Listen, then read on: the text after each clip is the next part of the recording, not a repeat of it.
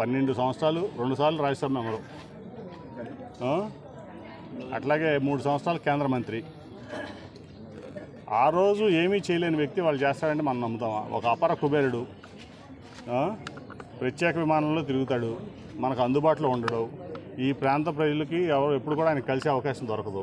ఓట్లు వేయించుకుంటాడు, మాయమైపోతాడు. ఎందుకంటే ఢిల్లీలోనో ఎక్కడో ఆయన వ్యవహారాలు ఆయన చేసుకోవడానికి ఈ మార్గం ఎంచుకున్నాడు ఆయన.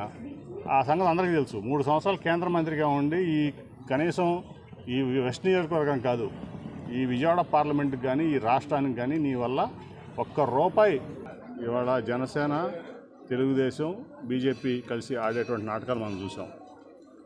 ఇక్కడ బీసీకి సీట్ ఇస్తానని చెప్పి పవన్ కళ్యాణ్ గారు మరి 10 ఏళ్ళ నుంచి కూడా ఒక నిరుపేద బీసీని వాడుకుని ఏ రకంగా వదిలేసాడో పవన్ కళ్యాణ్ గారు మనం చూసాం.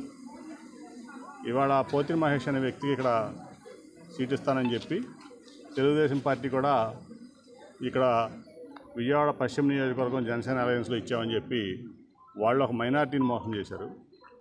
పవన్ కళ్యాణ్ గారు ఏమో బీసీని ఇక్కడ అభ్యర్థిగా ఇస్తానని చెప్పి పోతిరి మహేష్కి ఇస్తానని చెప్పి అతను వాడుకుని ఇవాళ అతను మోసం చేసి వదిలేసిన పరిస్థితి చూసాం. ఒక అపర కుబేరుడైనటువంటి ఒక సుజనా చౌదరిని తీసుకొచ్చి ఇక్కడ బీసీలు మైనార్టీల నియోజకవర్గంలో ఇక్కడ అభ్యర్థిగా ఏ రకంగా నిలబెట్టారని చెప్పి నేను చంద్రబాబు నాయుడు గారు పవన్ కళ్యాణ్ గారిని ప్రశ్నిస్తా ఉన్నాను.